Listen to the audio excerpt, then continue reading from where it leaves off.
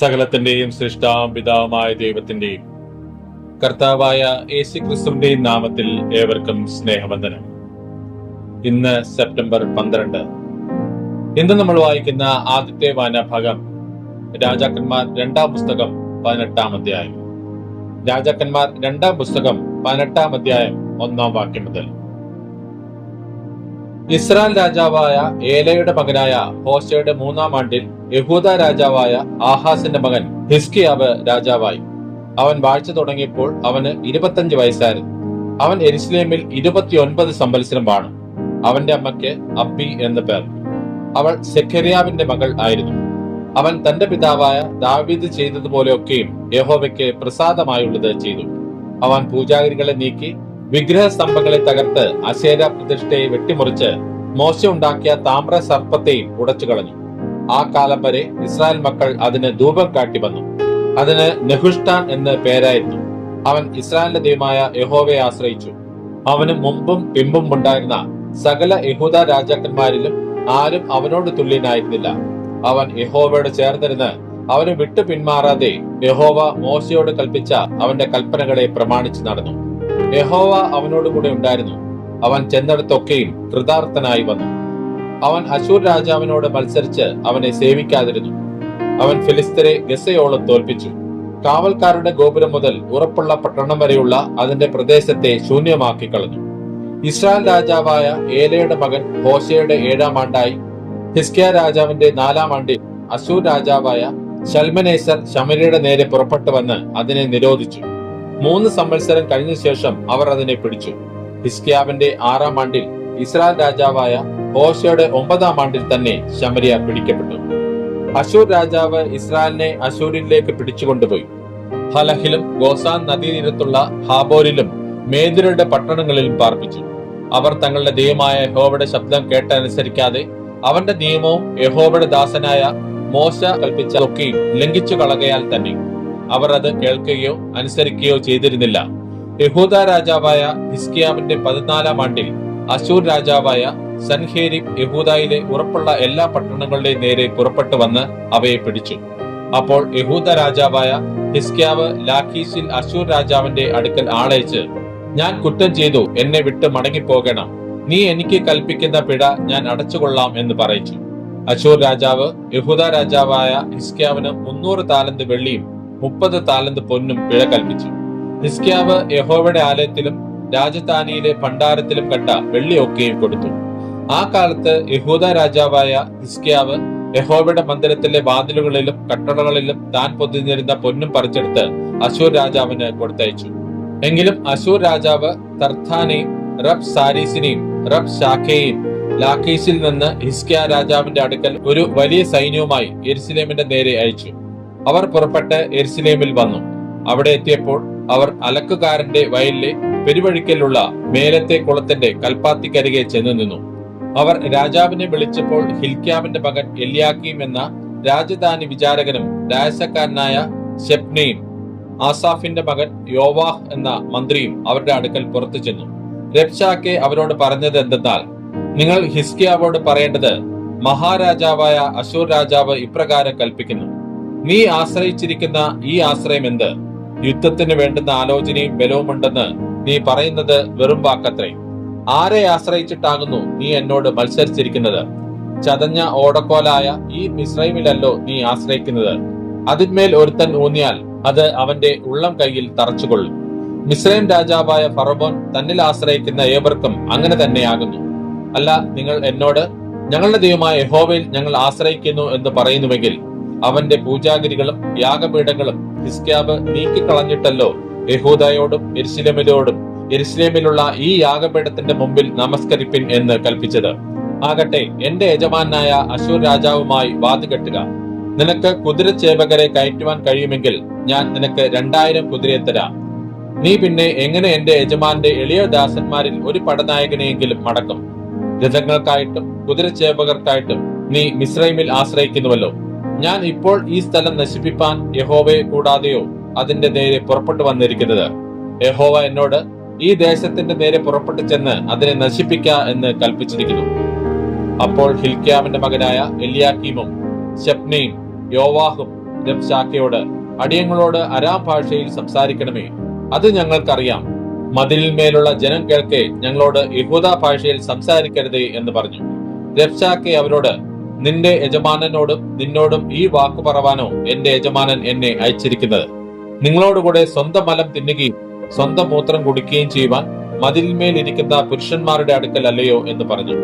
അങ്ങനെ രബ്ശാക്കെ നിന്നുകൊണ്ട് യഹൂദ ഭാഷയിൽ ഉറക്കെ വിളിച്ചു പറഞ്ഞത് എന്തെന്നാൽ, മഹാരാജാവായ അശൂർ രാജാവിന്റെ വാക്ക് കേൾപ്പിൻ. രാജാവ് ഇപ്രകാരം കൽപ്പിക്കുന്നു, ഹിസ്കിയാവ് നിങ്ങളെ ചതിക്കരുത്. നിങ്ങളെ എന്റെ കയ്യിൽ നിന്ന് വിടുവിപ്പാൻ അവന് കഴിയുകയില്ല. യഹോവ നമ്മെ നിശ്ചയമായി വിടുവിക്കും. ഈ നഗരം അശൂർ രാജാവിന്റെ കയ്യിൽ ഏൽപ്പിക്കുകയില്ല എന്ന് പറഞ്ഞ് ഹിസ്കിയാവ് നിങ്ങളെ യഹോവയിൽ ആശ്രയിക്കുമാറാക്കുകയും അരുത്. ഹിസ്കിയാവിന് നിങ്ങൾ ചെവി കൊടുക്കരുത്. അശൂർ രാജാവ് ഇപ്രകാരം കൽപ്പിക്കുന്നു, നിങ്ങൾ എന്നോട് സന്ധി ചെയ്ത് എന്റെ അടുക്കൽ പുറത്തു വരുവിൻ. നിങ്ങൾ ഓരോരുത്തൻ താന്താന്റെ മുന്തിരിവള്ളിയുടെയും അത്തിവൃക്ഷത്തിന്റെയും ഫലം തിന്നുകയും താന്താന്റെ കിണറിലെ വെള്ളം കുടിക്കുകയും ചെയ്തുകൊള്ളുവിൻ. പിന്നെ ഞാൻ വന്ന് നിങ്ങളുടെ ദേശത്തിന് തുല്യമായി ധാന്യവും വീഞ്ഞും അപ്പവും മുന്തിരിത്തോട്ടങ്ങളും ഒലിവെണ്ണയും തേനുമുള്ള ഒരു ദേശത്തേക്ക് നിങ്ങളെ കൊണ്ടുപോകും. എന്നാൽ നിങ്ങൾ മരിക്കാതെ ജീവിച്ചിരിക്കും. യഹോവ നമ്മെ വിടുവിക്കും എന്ന് പറഞ്ഞ് നിങ്ങളെ ചതിക്കുന്ന ഹിസ്കിയാവിന് ചെവി കൊടുക്കരുത്. ജാതികളുടെ ദേവന്മാർ ആരെങ്കിലും തന്റെ ദേശത്തെ അശൂർ രാജാവിന്റെ കയ്യിൽ നിന്ന് വിടുവിച്ചിട്ടുണ്ടോ? ഹാമാത്തിലെയും അർപ്പാദിലെയും ദേവന്മാർ എവിടെ? സെഫർവയീമിലെയും ഹേനയിലെയും ഇവയിലെയും ദേവന്മാർ എവിടെ? ശമരിയെ അവർ എന്റെ കയ്യിൽ നിന്ന് വിടുവിച്ചിട്ടുണ്ടോ? യഹോവ യെരൂശലേമിനെ എന്റെ കയ്യിൽ നിന്ന് വിടുവിപ്പാൻ ആ ദേശത്തിലെ സകല ദേവന്മാരിൽ വെച്ച് ഒരുത്തൻ തന്റെ ദേശത്തെ എന്റെ കയ്യിൽ നിന്ന് വിടുവിച്ചുവോ? എന്നാൽ ജനം മിണ്ടാതിരുന്ന് അവനോട് ഒന്നും ഉത്തരം പറഞ്ഞില്ല. അവനോട് ഉത്തരം പറയരുതെന്ന് കൽപ്പനയുണ്ടായിരുന്നു.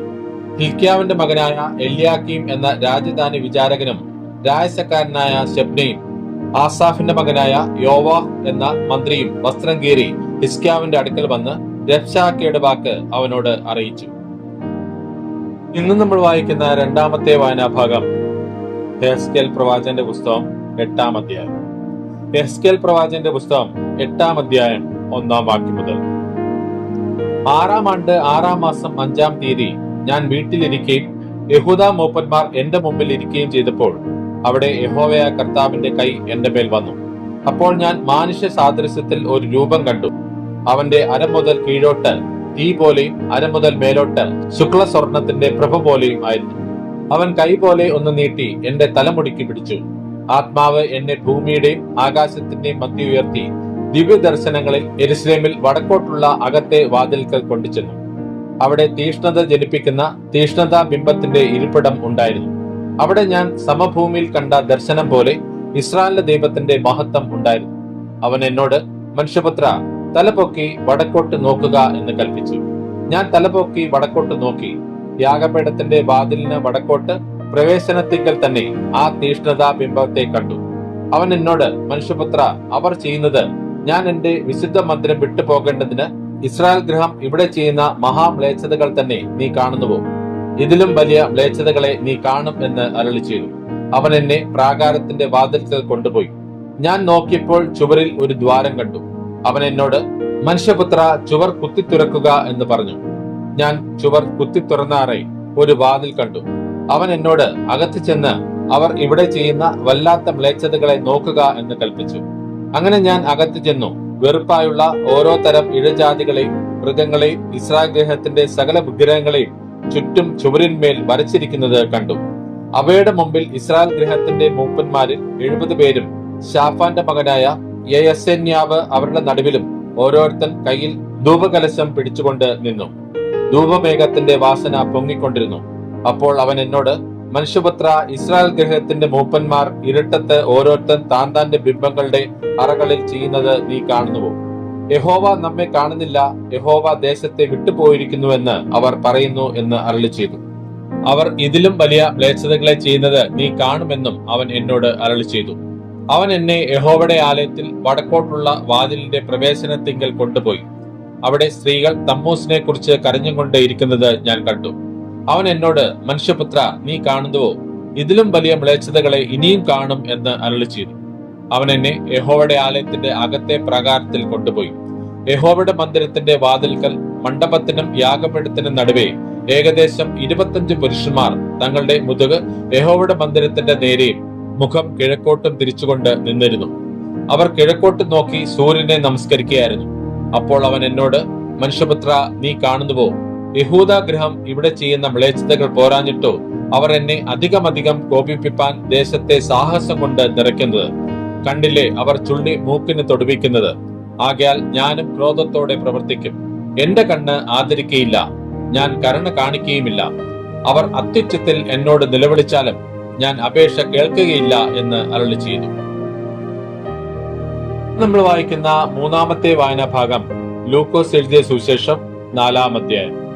ലൂക്കോസ് എഴുതിയ സുവിശേഷം 4-ാം അധ്യായം 1-ാം വാക്യം മുതൽ. യേശു പരിശുദ്ധാത്മാവ് നിറഞ്ഞവനായി യോർദാൻ വിട്ടു മടങ്ങി. ആത്മാവ് അവനെ മരുഭൂമിയിലേക്ക് നടത്തി. പിശാച് അവനെ 40 ദിവസം പരീക്ഷിച്ചു കൊണ്ടിരുന്നു. ആ ദിവസങ്ങളിൽ അവൻ ഒന്നും ഭക്ഷിച്ചില്ല. അവ കഴിഞ്ഞപ്പോൾ അവന് വിശന്നു. അപ്പോൾ പിശാച് അവനോട്, നീ ദൈവപുത്രനെങ്കിൽ ഈ കല്ലിനോട് അപ്പമായി തീരുവാൻ കൽപ്പിക്ക എന്ന് പറഞ്ഞു. യേശു അവനോട്, മനുഷ്യൻ അപ്പം കൊണ്ട് മാത്രമല്ല ജീവിക്കുന്നത് എന്ന് എഴുതിയിരിക്കുന്നു എന്ന് ഉത്തരം പറഞ്ഞു. പിന്നെ പിശാച് അവനെ മേലോട്ട് കൂട്ടിക്കൊണ്ടുപോയി ലോകത്തിലെ സകല രാജ്യങ്ങളെയും ക്ഷണനേരത്തിൽ അവന് കാണിച്ചു. ഈ അധികാരമൊക്കെയും അതിന്റെ മഹത്വവും നിനക്ക് തരാം. അത് എങ്കൽ ഏൽപ്പിച്ചിരിക്കുന്നു. എനിക്ക് മനസ്സുള്ളവന് ഞാൻ കൊടുക്കുന്നു. നീ എന്നെ നമസ്കരിച്ചാൽ അതെല്ലാം നിന്റേതാകും എന്ന് അവനോട് പറഞ്ഞു. യേശു അവനോട്, നിന്റെ ദൈവമായ കർത്താവിനെ നമസ്കരിച്ച് അവനെ മാത്രമേ ആരാധിക്കാവൂ എന്ന് എഴുതിയിരിക്കുന്നു എന്ന് ഉത്തരം പറഞ്ഞു. പിന്നെ അവൻ അവനെ യെരുശലേമിലേക്ക് കൂട്ടിക്കൊണ്ടുപോയി ദൈവാലയത്തിന്റെ അഗ്രത്തിന്മേൽ നിർത്തി അവനോട്, നീ ദൈവപുത്രൻ എങ്കിൽ ഇവിടെ നിന്ന് താഴോട്ട് ചാടുക. നിന്നെ കാപ്പാൻ അവൻ തന്റെ ദൂതന്മാരോട് നിന്നെക്കുറിച്ച് കൽപ്പിക്കുകയും നിന്റെ കാൽ കല്ലിനോട് തട്ടാതെ വണ്ണം അവർ നിന്നെ കയ്യിൽ താങ്ങിക്കൊള്ളുകയും ചെയ്യും എന്ന് എഴുതിയിരിക്കുന്നുവല്ലോ എന്ന് പറഞ്ഞു. യേശു അവനോട്, നിന്റെ ദൈവമായ കർത്താവിനെ പരീക്ഷിക്കരുത് എന്ന് അരുളി ചെയ്തിരിക്കുന്നു എന്ന് ഉത്തരം പറഞ്ഞു. അങ്ങനെ പിശാച് സകല പരീക്ഷയും തികച്ച ശേഷം കുറെ കാലത്തേക്ക് അവനെ വിട്ടുമാറി. യേശു ആത്മാവിന്റെ ശക്തിയോടെ ഗലീലിലേക്ക് മടങ്ങിച്ചെന്നു. അവന്റെ ശ്രുതി ചുറ്റുമുള്ള നാട്ടിലൊക്കെയും പരന്നു. അവൻ അവരുടെ പള്ളികളിൽ ഉപദേശിച്ചു. എല്ലാവരും അവനെ പ്രശംസിച്ചു. അവൻ വളർന്ന നസറത്തിൽ വന്നു. ശബ്ബത്തിൽ തന്റെ പതിവ് പോലെ പള്ളിയിൽ ചെന്ന് വായിപ്പാൻ എഴുന്നേറ്റ് നിന്നു. യെശയ്യാ പ്രവാചകന്റെ പുസ്തകം അവന് കൊടുത്തു. അവൻ പുസ്തകം വിടർത്തി, ദരിദ്രന്മാരോട് സുവിശേഷം അറിയിപ്പാൻ കർത്താവ് എന്നെ അഭിഷേകം ചെയ്യുകയാൽ അവന്റെ ആത്മാവ് എന്റെ മേലുണ്ട്. ബദ്ധന്മാർക്ക് വിടുതലും കുരുടന്മാർക്ക് കാഴ്ചയും പ്രസംഗിപ്പാനും പീഡിതന്മാരെ വിടുവിച്ചയപ്പാനും കർത്താവിന്റെ പ്രസാദവർഷം പ്രസംഗിപ്പാനും എന്നെ അയച്ചിരിക്കുന്നു എന്ന് എഴുതിയിരിക്കുന്ന സ്ഥലം കണ്ടു. പിന്നെ അവൻ പുസ്തകം മടക്കി ശുശ്രൂഷക്കാരന് തിരികെ കൊടുത്തിട്ട് ഇരുന്നു. പള്ളിയിലുള്ള എല്ലാവരുടെയും കണ്ണ് അവങ്കൽ പതിഞ്ഞിരുന്നു. അവൻ അവരോട്, ഇന്ന് നിങ്ങൾ എന്റെ വചനം കേൾക്കയിൽ ഈ തിരുവഴുത്തിന് നിവൃത്തി വന്നിരിക്കുന്നു എന്ന് പറഞ്ഞു തുടങ്ങി. എല്ലാവരും അവനെ പുകഴ്ത്തി. അവന്റെ വായിൽ നിന്ന് പുറപ്പെട്ട ലാവണ്യ വാക്കുകൾ നിമിത്തം ആശ്ചര്യപ്പെട്ട്, ഇവൻ യോസെഫിന്റെ മകനല്ലയോ എന്ന് പറഞ്ഞു. അവൻ അവരോട്, വൈദ്യ, നിന്നെ തന്നെ സൗഖ്യമാക്കുക എന്നുള്ള പഴഞ്ചൊല്ലും കവർന്നഹൂമിൽ ഉണ്ടായി കേട്ടതെല്ലാം ഈ നിന്റെ പിതൃനഗരത്തിലും ചെയ്യുക എന്നും നിങ്ങൾ എന്നോട് പറയും നിശ്ചയം. ഒരു പ്രവാചകനും തന്റെ പിതൃനഗരത്തിൽ സമ്മതനല്ല എന്ന് ഞാൻ സത്യമായിട്ട് നിങ്ങളോട് പറയുന്നു എന്ന് പറഞ്ഞു. ഏലിയാവിന്റെ കാലത്ത് ആകാശം 3 ആണ്ടും 6 മാസവും അടഞ്ഞിട്ട് ദേശത്തെങ്ങും മഹാക്ഷാമം ഉണ്ടായപ്പോൾ ഇസ്രായേലിൽ പല വിധവമാർ ഉണ്ടായിരുന്നുവെന്ന് ഞാൻ യഥാർത്ഥമായി നിങ്ങളോട് പറയുന്നു. എന്നാൽ സീദോനിലെ സരേപ്തയിൽ ഒരു വിധവയുടെ അടുക്കലല്ലാതെ അവരിൽ ആരുടെയും അടുക്കലേക്ക് ഏലിയാവിനെ അയച്ചില്ല. അവണ്ണം എലീശ പ്രവാചകന്റെ കാലത്ത് ഇസ്രായേലിൽ പല കുഷ്ഠരോഗികൾ ഉണ്ടായിരുന്നു. സുറിയക്കാരനായ നയമാൻ അല്ലാതെ അവരാരും ശുദ്ധമായില്ല എന്നും അവൻ പറഞ്ഞു. പള്ളിയിലുള്ളവർ ഇത് കേട്ടിട്ട് എല്ലാവരും കോപം നിറഞ്ഞവരായി എഴുന്നേറ്റു. അവനെ പട്ടണത്തിന് പുറത്താക്കി അവരുടെ പട്ടണം പണിതിരുന്ന മലയുടെ വക്കോളം കൊണ്ടുപോയി തല കീഴായി തള്ളിയിടുവാൻ ഭാവിച്ചു. അവനോ അവരുടെ നടുവിൽ കൂടി കടന്നുപോയി. അനന്തരം അവൻ ഗലീലയിലെ ഒരു പട്ടണമായ കവർന്നഹൂമിൽ ചെന്നു ശബ്ബത്തിൽ അവരെ ഉപദേശിച്ചു പോന്നു. അവന്റെ വചനം അധികാരത്തോടെ ആകയാൽ അവർ അവന്റെ ഉപദേശത്തിൽ വിസ്മയിച്ചു. അവിടെ പള്ളിയിൽ അശുദ്ധ ഭൂതം ബാധിച്ച ഒരു മനുഷ്യനുണ്ടായിരുന്നു. അവൻ, നസറേയനായ യേശുവേ, വിടു, ഞങ്ങൾക്കും നിനക്കും തമ്മിൽ എന്ത്? ഞങ്ങളെ നശിപ്പിപ്പാൻ വന്നിരിക്കുന്നുവോ? നീ ആരെന്ന് ഞാൻ അറിയുന്നു. ദൈവത്തിന്റെ പരിശുദ്ധൻ തന്നെ എന്ന് ഉറക്കെ നിലവിളിച്ചു. മിണ്ടരുത്, അവനെ വിട്ടുപോക എന്ന് യേശു അതിനെ ശാസിച്ചപ്പോൾ ഭൂതം അവനെ നടുവിൽ തള്ളിയിട്ട് കേടൊന്നും വരുത്താതെ അവനെ വിട്ടുപോയി. എല്ലാവർക്കും വിസ്മയമുണ്ടായി. ഈ വചനമെന്ത്? അധികാരത്തോടും ശക്തിയോടും കൂടെ അവൻ അശുദ്ധാത്മാക്കളോട് കൽപ്പിക്കുന്നു, അവ പുറപ്പെട്ടു പോകുന്നു എന്ന് തമ്മിൽ പറഞ്ഞുകൊണ്ടിരുന്നു. അവന്റെ ശ്രുതി ചുറ്റുമുള്ള നാടെങ്ങും പരന്നു. അവൻ പള്ളിയിൽ നിന്ന് ഇറങ്ങി ശിമോന്റെ വീട്ടിൽ ചെന്നു. ശിമോന്റെ അമ്മായിയമ്മ കഠിന ജ്വരം കൊണ്ട് വലഞ്ഞിരിക്കാൻ അവർ അവൾക്ക് വേണ്ടി അവനോട് അപേക്ഷിച്ചു. അവൻ അവളെ കുനിഞ്ഞു നോക്കി ജ്വരത്തെ ശാസിച്ചു. അത് അവളെ വിട്ടുമാറി. അവൾ ഉടനെ എഴുന്നേറ്റ് അവനെ ശുശ്രൂഷിച്ചു. സൂര്യൻ അസ്തമിക്കുമ്പോൾ നാനാവ്യാധികൾ പിടിച്ച ദീനക്കാർ ഉള്ളവരൊക്കെയും അവരെ അവന്റെ അടുക്കൽ കൊണ്ടുവന്നു. അവൻ ഓരോരുത്തന്റെയും മേൽ കൈവച്ച് അവരെ സൗഖ്യമാക്കി. പലരിൽ നിന്നും ഭൂതങ്ങൾ നീ ദൈവപുത്രനായ ക്രിസ്തു എന്ന് നിലവിളിച്ചു പറഞ്ഞുകൊണ്ട് പുറപ്പെട്ടുപോയി. താൻ ക്രിസ്തു എന്ന് അവ അറിക കൊണ്ട് മിണ്ടുവാൻ അവൻ സമ്മതിക്കാതെ അവയെ ശാസിച്ചു. നേരം വെളുത്തപ്പോൾ അവൻ പുറപ്പെട്ട് ഒരു നിർജ്ജന സ്ഥലത്തേക്ക് പോയി. പുരുഷാരം അവനെ തിരഞ്ഞ് അവന്റെ അരികത്ത് വന്ന് തങ്ങളെ വിട്ടുപോകാതിരിപ്പാൻ അവനെ തടുത്തു. അവൻ അവരോട്, ഞാൻ മറ്റുള്ള പട്ടണങ്ങളിലും ദൈവരാജ്യം സുവിശേഷിക്കേണ്ടതാകുന്നു. ഇതിനായിട്ടല്ലോ എന്നെ അയച്ചിരിക്കുന്നത് എന്ന് പറഞ്ഞു. അങ്ങനെ അവൻ ഗലീലയിലെ പള്ളികളിൽ പ്രസംഗിച്ചു പോന്നു. ഇന്ന് നമ്മൾ വായിച്ചു കേട്ട ഈ വേദഭാഗങ്ങളാൽ പിതാവായ ദൈവത്തിങ്കിൽ നിന്നും കർത്താവായ ക്രിസ്തുയേശുവിൽ നിന്നും ഏവർക്കും കൃപയും കനിവും സമാധാനവും ഉണ്ടാകട്ടെ. ആമേൻ.